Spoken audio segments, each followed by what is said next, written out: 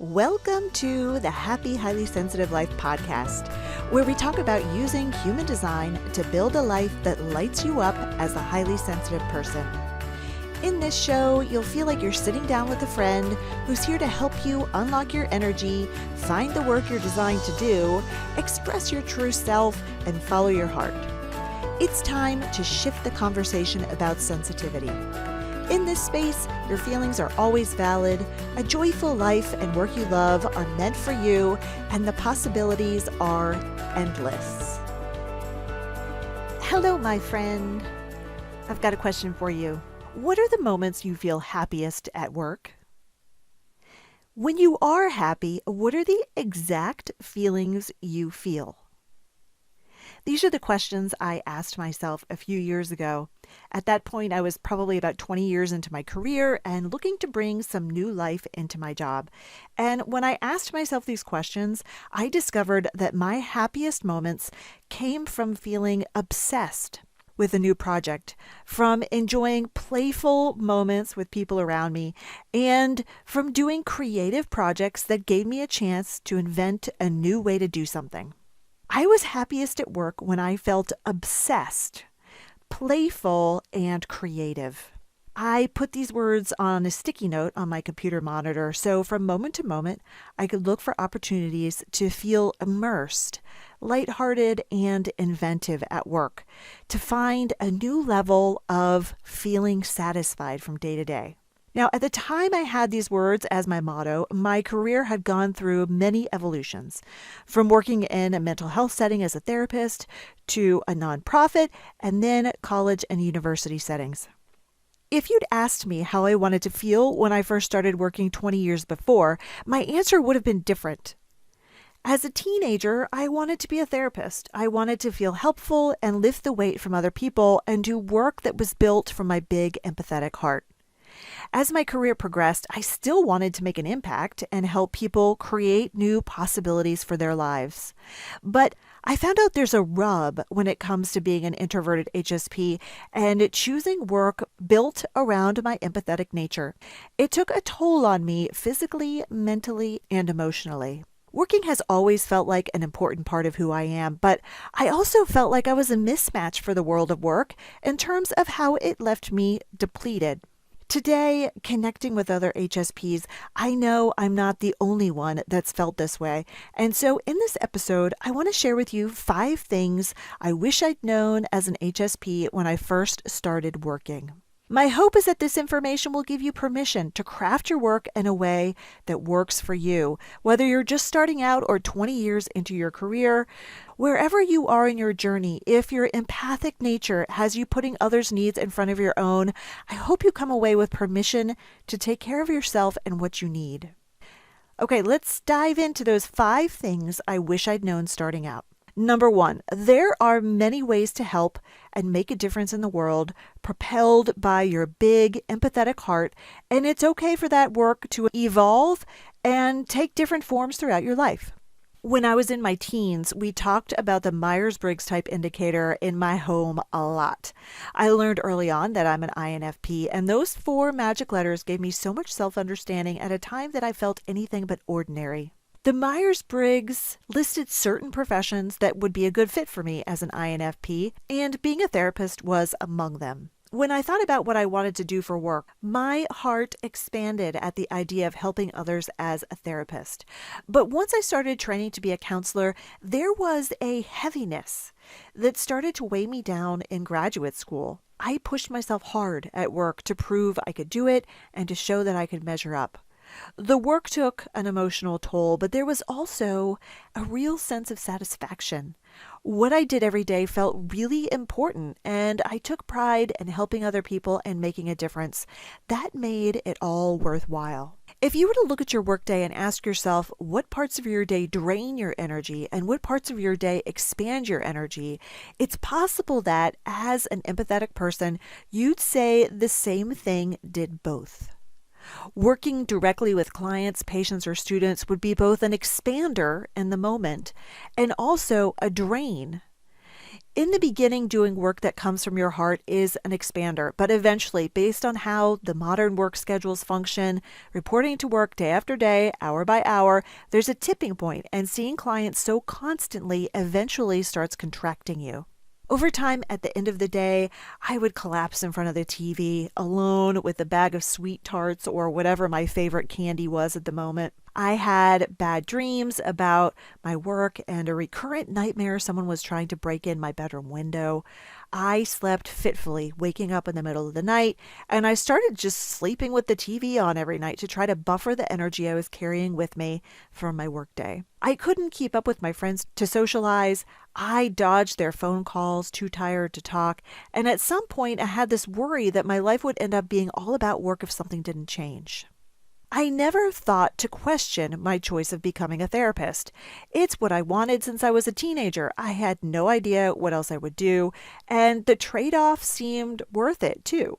When your identity is tied around making a difference, it's not easy to just walk away. However, the pressure to meet the needs of others day in and day out started to wear me down. Which takes me to the second thing I wish I'd known, and that's to notice signs of stress and imbalance in your body and make adjustments to how you're working. We have been socialized to accept that there's a certain amount of stress that we should just see as normal and par for the course with going to work. It's just the way it is. That's why it's called work, after all. If you're feeling like you're on a slowly burning ship, but you look around and none of your coworkers seem to think the ship is burning, or if having things on fire is central to the work you're doing with clients or patients or students with high needs all the time, it's easy to see the smoke and just start to normalize the daily stress. As an HSP, because of your ability to sense subtleties in your environment, you may be the first to detect that you're getting singed and inhaling smoke. If you can notice the early signs of stress in yourself, you can step in early to make adjustments, to take time off and care for your mental well-being by changing up your work schedule. Working in this type of work environment, I never thought about self-care in this way. I just held out until I could take a planned day off or a vacation. The environments I worked in always encouraged people to think about their own self-care, but there were limits about what form that would take. The way workloads are set up, you become conditioned in your workplace to go no matter what. No adjustments can be made to the work for you. You must adjust yourself to do the work because people are counting on you. Now, different workplaces have different norms about what's acceptable to do. I would often meditate between sessions for just 5 minutes to reboot, and that was okay. But in one workplace, I closed my door during lunch to reduce stimulation and shut my eyes. But from time to time, I heard comments from more extroverted coworkers about my door being shut and me not being social enough. Now, seeing 6 students a day, that quiet time was everything I needed. It was key for me to get through the second half of my day.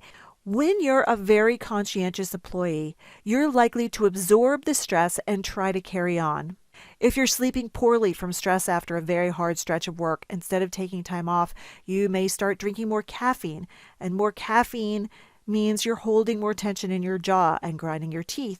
You start having more headaches or migraines, so you take more Advil, your stomach is upset, and you're on edge and more easily overstimulated from the caffeine.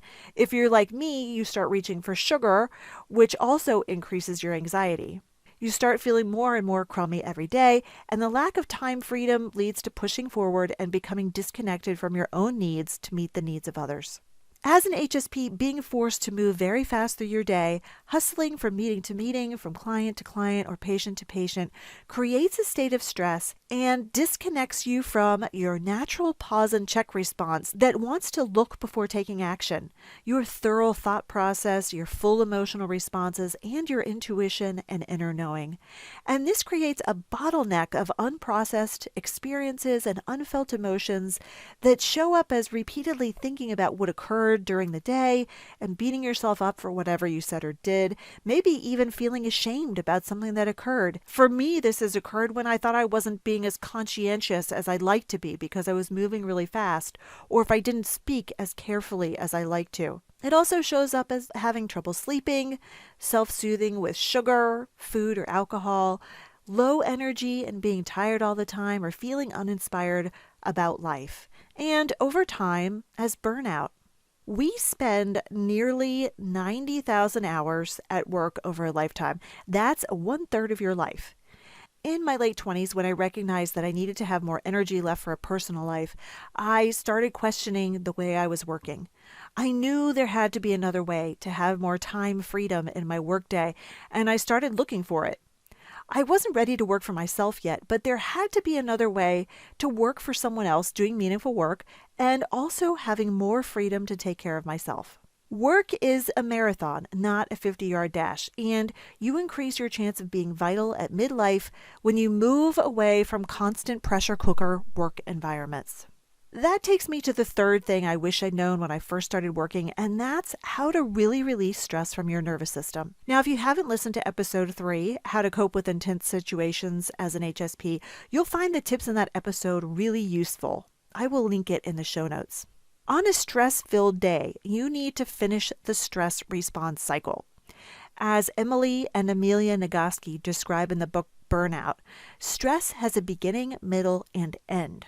Your body doesn't know the stressor's over just because you've come home and switched into your cozy sweatpants. The Nagoskis say you have to help your body cross the stress finish line after the stressor is over. So let's say you've had a stressful day. You have to release this pent-up energy from your body. Animals know to do this. A zebra who's just outrun a cheetah will shake or run in circles to ripple their back to recalibrate the nervous system and to release the stress and adrenaline that's taken over the body. My dog Zuzu, after she takes a bath, races in circles. She's working the stress hormones that built up during the bath out of her body. Move your body for 20 minutes by walking or doing cardio or cardio sports, the Nagoskis say. Go for a brisk walk afterwards and you'll feel the stress hormones working out of your body. Notice your mind and body settling down as you walk. So what if you're not into exercise or you can't head out the door easily? Well, here are some other things that will work. Tremble or shake your body and ripple your spine to reset your nervous system. Tense your muscles while bringing to mind your stressful moment until you feel your body shudder and have an emotional release.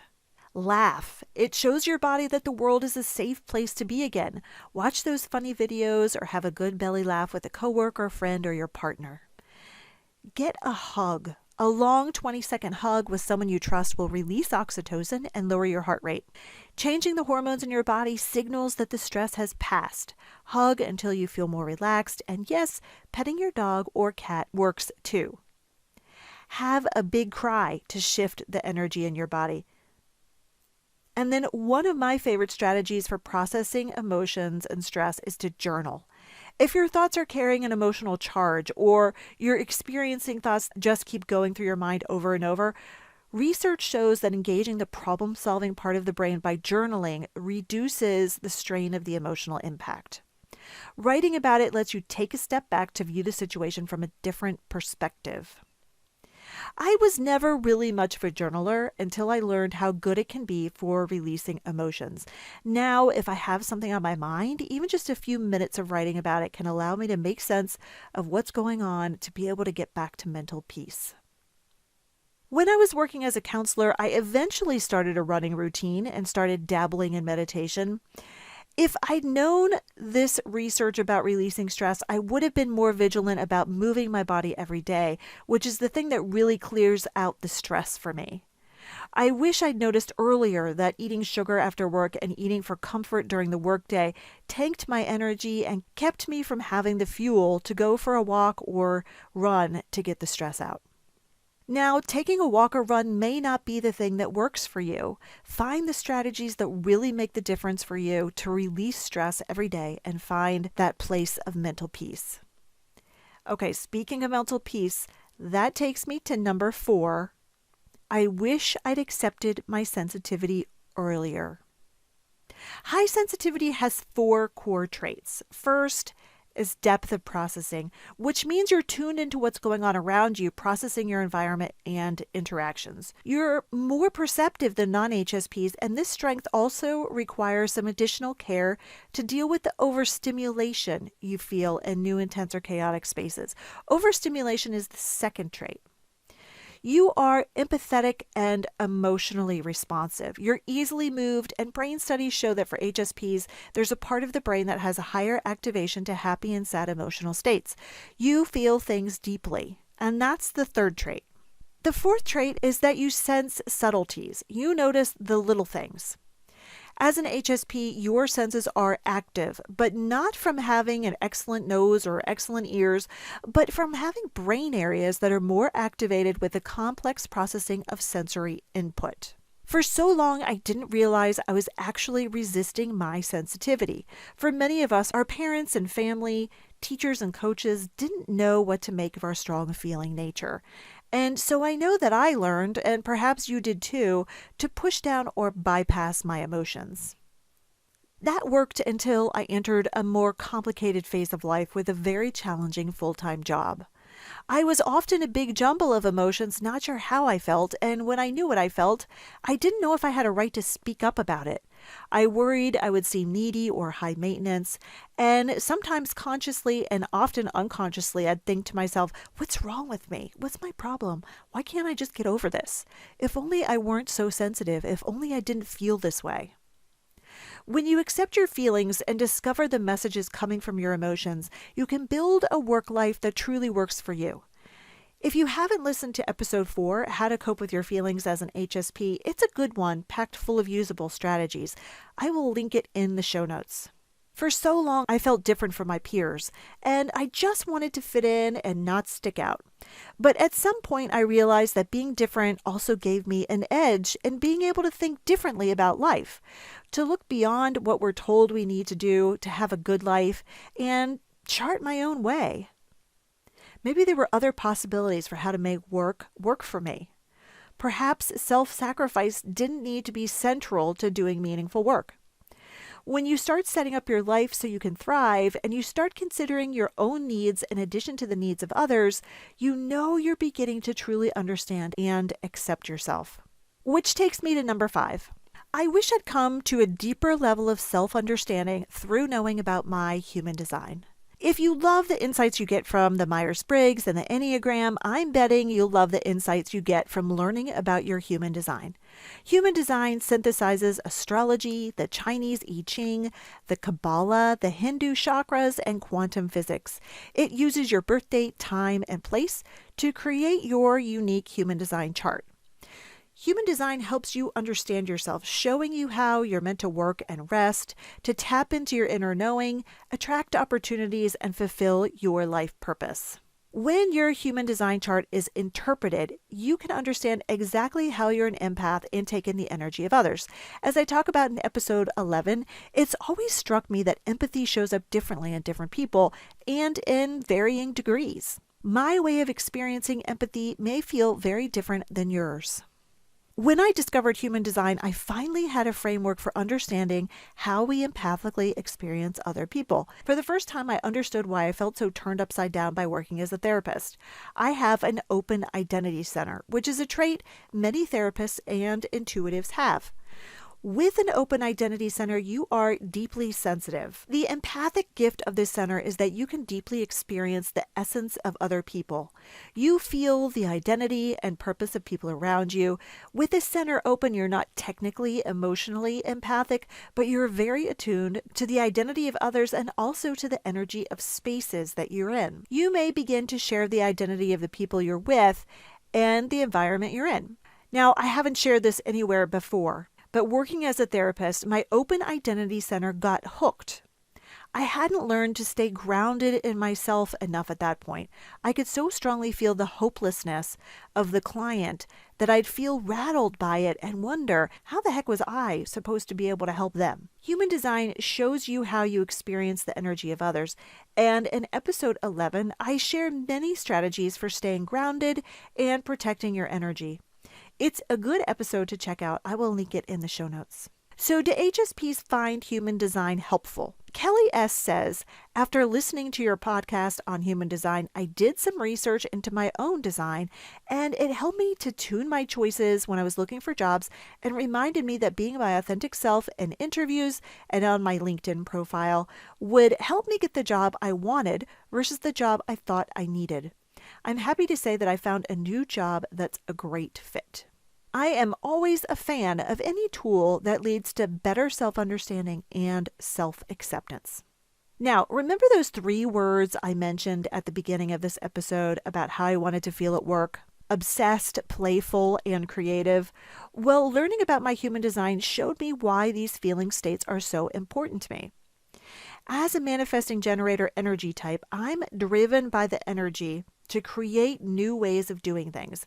I long to follow my creative inspiration and to be wholly immersed in it without interruption. I yearn for the flexibility and freedom to be creative and to follow my gut and do what lights me up. To follow where my inspiration takes me, which makes me well suited to working for myself and being my own boss without having to respond to orders from others. Knowing this explains why having a full calendar can feel like such a downer for me, and why I have always longed to work for myself and to have freedom and flexibility in my days to follow my creative flow and create my own agenda, and why I've always loved bringing my vision to life in new projects. When I learned about my human design, I felt more deeply seen and understood, and that gave me even more permission to lean into building an aligned work life. We are coming off a monumental life shift after living through a global pandemic. People are wondering how to create more alignment with work. They're asking what makes it worth it to give your time and energy to work for 40 or 50 hours a week.